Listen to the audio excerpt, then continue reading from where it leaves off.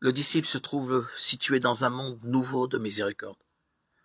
La personne même de Jésus prouve que ce monde existe. Découverte stupéfiante, mais découverte toujours à faire dans ce monde nous dépasse, voire nous déconcerte, car il ne nous est pas naturel de penser que le pardon puisse être proposé à tout homme, que tous les hommes sont l'objet de la même miséricorde de Dieu. Tel est cependant le dessein de Dieu, et Dieu nous invite à nous en réjouir.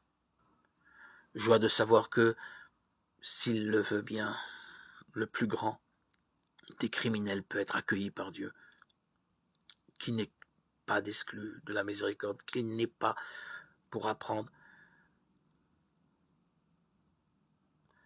de savoir que Dieu ne laisse aucun cas désespéré. Et c'est une joie qu'il faut apprendre à goûter, à savourer. Notre réflexe n'est-il pas souvent de condamner, juger,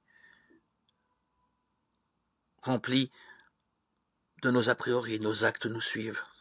Et c'est en vertu de ce principe que l'on ne revient pas sur son jugement. Et voici des gens marqués pour leur vie, exclus d'une société, d'un milieu, d'une mission.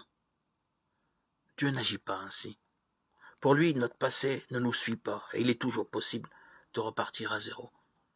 C'est l'un des aspects capitaux de la libération qu'il nous apporte, qu'il nous offre.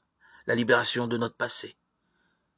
Quel événement dans la vie d'un homme que de pouvoir se dire « je peux tout recommencer ». Mon passé n'existe plus. Événement permanent pour le disciple qui croit en la réalité de l'amour de Dieu et de son immense miséricorde.